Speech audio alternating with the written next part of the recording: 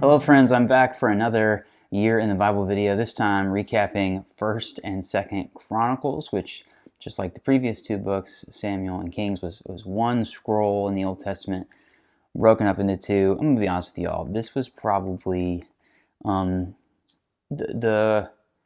toughest this has been for me so far, if I'm just being honest. I've had a lot going on in my life. I think that definitely plays into it. But honestly, the text, I mean, First Chronicles kind of has this reputation. It's very repetitive from what we just read in Samuel and Kings.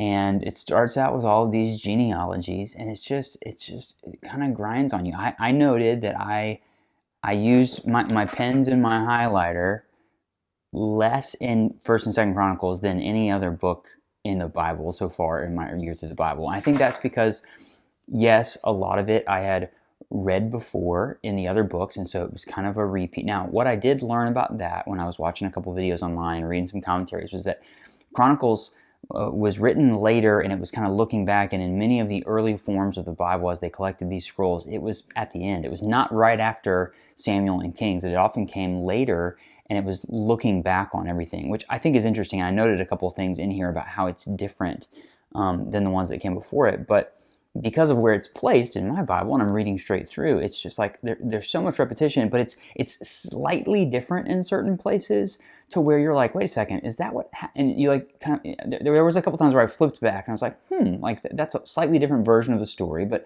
it's someone else reflecting on it. What I noted was, in particular, when it comes to like David, particularly with David, it's kind of a cleaner version, right? There's no Bathsheba. There's none. They don't portray David to be the perfect king, obviously, but it's a little bit of a rosier look at David in Chronicles than it is in Samuel and Kings, and so I just noted that. But it was like the grind of it this time, if I'm being honest, was just I had to really like dig in. There was a couple days where I was just like, okay, I'm going to keep reading because I've got some time and energy right now, and I know I just need to get through this, right?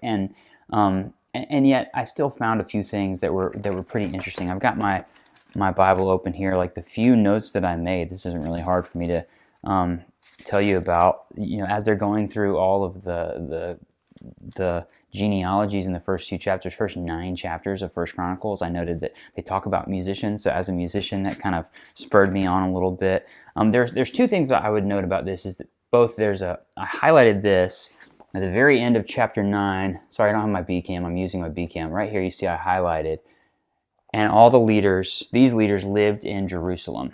And so what you hit here is at the end of 2nd Kings, the people had gone into exile. We got all these different kings back and forth, and then they go into exile. And I said in the last video, there's like this sliver of hope at the very end of 2nd Kings where, who was it? Jehoiachin? By the way, the names, man, like, I'm glad that our family stuck with Daniel and Joshua. It was Jehoiachin. What if you had some kids in your class named Jehoiachin growing up? You know, like the Ezras and the Micahs were weird enough for me. But anyway, if you're named Jehoiachin, I apologize.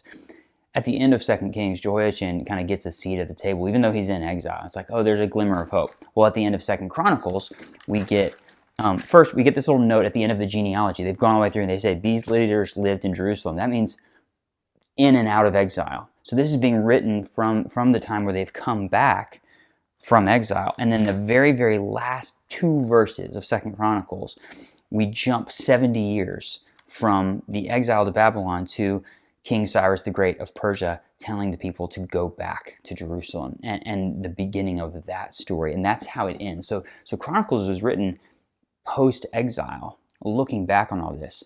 Maybe that's why it has a rosier outlook on everything that's gone down. Maybe there's a little bit more hope, and they're telling the nicer stories because they know that everything's gonna come back and get back from being in exile. I haven't really dug into that a ton, but I noted that.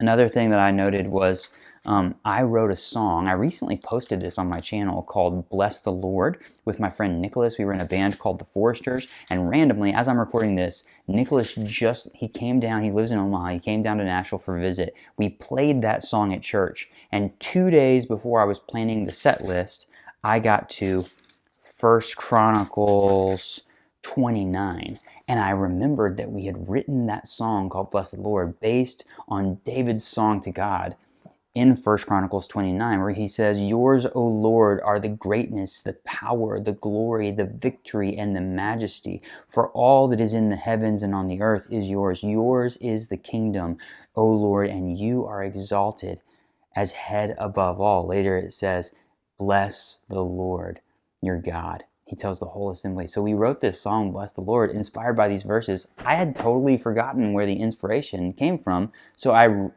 how cool is that? I read that verse. I was like, oh, I underlined it. I was like, yeah, that's where we wrote that verse. Well, then we were planning worship for church. Becca and I are leading worship at a local church these days, and Nicholas was coming into town. I was like, we've got to sing that song. So we sang that song at church, and people really loved it and were blessed by it. So anyway, I don't have a lot of like super deep insight about the text in this video. I mean, it's a lot, again, repetition from what's come before it. You see these ups and downs, and so much is about, did they follow God, or did they turn, did the kings, as it's going through this list, did they tear down the idols? Did they tear down the poles? Did they stop the sacrificing to other gods and make the one true God their one true God? Or did they allow for this other stuff? And you see this ebb and flow. You have a few good folks. Josiah here at the very end did a really good job. Hezekiah, like there's some folks who really stand out as like, these were great kings. And why were they great kings? Because they honored God. They put their trust in God. They had a sense of humility, right?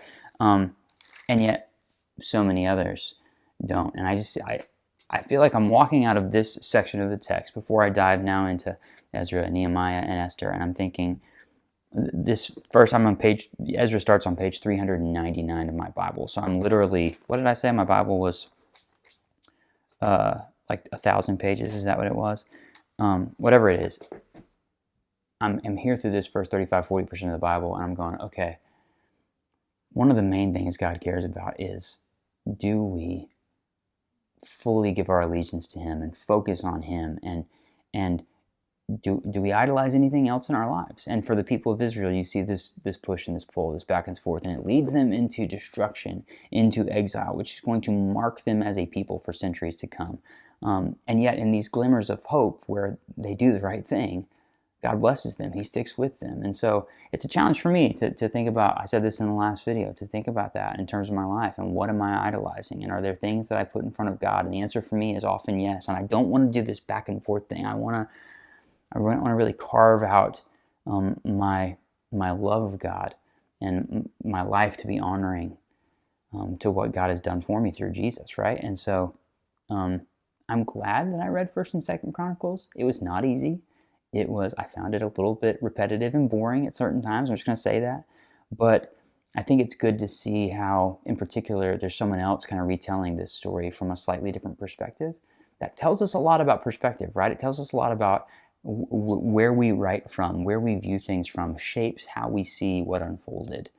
And I think that's a good way to think about the Bible too, is that these writers are writing from a specific time and location, inspired by God, yes, but that it weaves a story with a narrative, and it's really beautiful to kind of unpack that and just dig into it. I think there's probably a book out there or two where you can kind of map Chronicles over Samuel and Kings and see the differences, and see there's a couple charts in my study Bible that did that. I was like, oh, that's really cool to see kind of what's different and what's the same and where they overlap, and you can do that with the Gospels as well. It's really cool to check that out. But anyway, if you have any questions about my process, where I'm at, please leave those in the comments. If you have any encouragement for me after this, I think my next plan is to do Ezra, Nehemiah, and Esther, and then to do a follow-up video, kind of like I did Joshua, Judges, Ruth.